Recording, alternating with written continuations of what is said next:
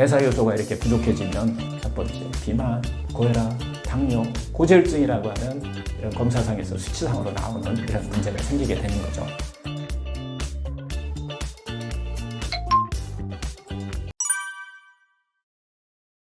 우리 몸에 이제 효소 하면 여러분 생각나는 게 뭔가요? 효소 하면은 건강, 뭔가 먹어야 될 것 같은 이런 느낌이 들잖아요. 9가지 영양소 중에서 9번째 영양소라고 저는 이야기를 드리는데요. 왜냐면 제일 뒤에 발견돼요. 이게 우리 몸에 정말 중요하다는 것이 이 영양소 중에서 가장 뒤에 이제 발견도 되고 이 효소의 역할이라든가 이런 것들을 얼마 안 돼요. 우리가 영양소다. 그리고 또 우리가 꼭 먹어야 된다. 왜냐면 이게 눈에 보이지 않아요. 그래서 이제 효소는 생명의 불꽃이다 이렇게 표현합니다. 우리 생명활동에 모두 관여를 하고 있어요.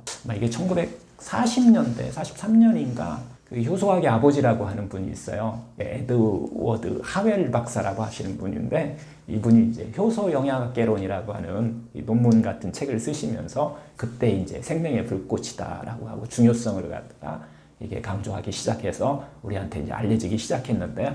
하여튼 효소는 생명의 불꽃이면서 우리 몸의 하나의 일꾼입니다. 일꾼. 인체에는 약 100조 개의 세포가 이렇게 하나하나 이게 제 역할을 하면서 조화를 이루면서 이렇게 우리 몸을 이루고 있는데요. 생명을 유지시키는 공장이 우리 몸 세포 하나하나에 다 들어있잖아요. 그것을 갖다가 어떻게 보면 먹고 세포 하나하나도 우리가 생활하는 건 똑같아요.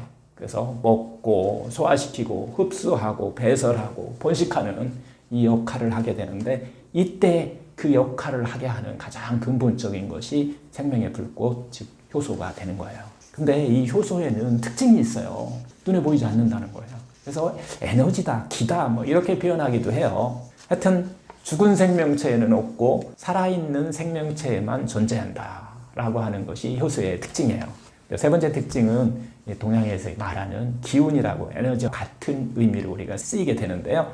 특히 이제 음식 효소, 살아있는 음식 속에만 들어있다라고 하는 것이고요. 불에 익히면 이게 45도 이상에서는 활성이 뚝 떨어져 버려요. 그리고 여러분들이 끓여서 먹는 곳에는 효소는 없다 이렇게 표현을 하셔도 될 거예요. 그래서 이제 이 효소의 중요성은 이런 속담이 있어요. 자연의학에서 하는 속담인데 죽고 싶으면 죽은 음식만 드시고 살고 싶으면 살아있는 음식을 먹어라 라고 하는 이야기가 있는데요.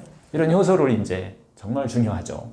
이런 효소를 크게 이게 세 가지로 나눌 수가 있어요. 그럼 첫 번째가 음식 효소예요. 음식을 통해서 우리가 흡수할 수 있어요. 두 번째가 여러분들이 다 아시다시피 소화 효소예요. 우리 어떤 음식이 들어와도 우리 몸에서는 소화시킬 수 있는 능력을 갖고 있잖아요. 이때 작용을 하는 것이 효소 때문에 그래서 우리 그것을 소화효소라고 얘기를 하는 거예요. 세 번째는 소화효소에 의해서 만들어진 혈액이 이제 돌아야 되잖아요. 세포 곳곳에 보내줘야 되는 것을 이것을 갖다가 대사효소다 이렇게 표현을 하고 있어요. 음식효소는 살아있는 음식물 속에 들어있다라고 이해를 하시면 돼요.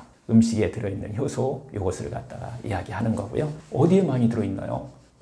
살아있는 거에도 들어있지만은 여러분들 아시다시피 된장, 청국장 이런 발효식품 속에서도 많이 들어있겠죠. 그 다음에 이 두 번째 소화효소는 우리가 음식물 섭취하면 소화시킬 때 쓰는 이런 그때마다 분비하는 이 효소가 되는데요. 탄수화물 섭취하면은 뭐가 나오죠? 아밀라제라고 하는 요소가 나오는 거예요. 그 다음에 단백질 섭취하면요.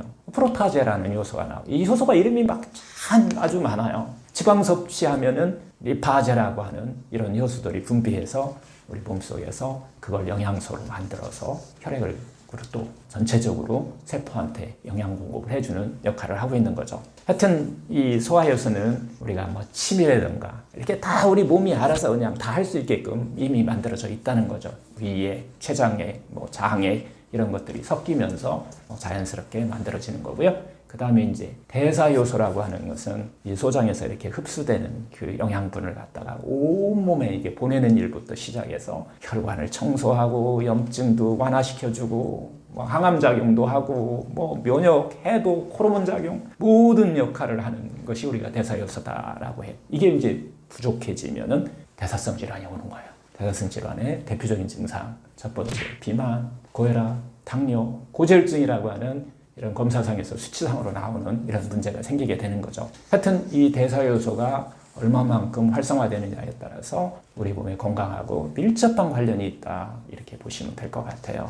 여러분 혹시 텔로미어라는 얘기를 들어보셨나요? 우리 수명과 관계되어 있는 이때 텔로머러제라고 하는 그 끝, 텔로미어의 그 끝에, 유전자 끝에 붙어 있는데요.